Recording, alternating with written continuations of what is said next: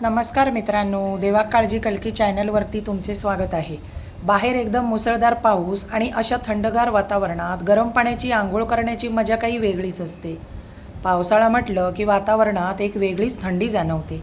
बाहेर पावसाचा आवाज, आजूबाजूला हिरवळ आणि त्यात गरम पाण्याची आंघोळ, आहा, मन आणि शरीर दोन्ही अगदी फ्रेश होऊन जातं।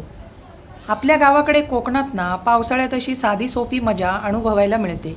मोठमोठ्या गोष्टींची गरज नसते हो, निसर्गाच्या सानिध्यात मिळणारा हा छोटासा आनंदच खूप खास असतो। गरम पाण्याची वाफ, बाहेर पडणारा पावसाचा आवाज आणि थंड वातावरण, त्या क्षणी खरंच असं वाटतं की हा वेळ अजून थोडा थांबावा।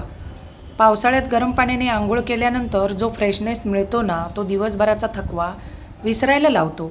तुम्हालाही भर पावसात गरम पाण्याची आंघोळ करायला आवडते का? अशी आंघोळ करायला आवडत असेल तर मलाही आवडते असं कमेंटमध्ये नक्की लिहा। मित्रांनो, अजून तुम्हाला एक मला सांगावंसं वाटतं, आमच्याकडे चुलीचे 2 प्रकार असतात। घरी जेवण बनवतो ती चूल असते आणि गरम पाणी तापवतो त्याला आम्ही न्हाणी म्हणतो।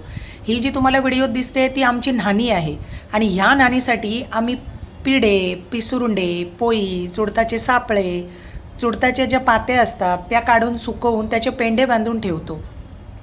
म्हणजे ना ते पावसाळ्यात ते म्हणजे न्हाणीला लावायला बरे पडतात। तुम्हाला व्हिडिओमध्ये पण दिसत असतील। आता हे आम्ही सुकवून ह्याचे पेंडे बांधले आहेत। तर मित्रांनो, तुम्ही अजूनही माझ्या चॅनलला सबस्क्राईब केले नसेल तर सबस्क्राईब करा, मला सपोर्ट करा। धन्यवाद।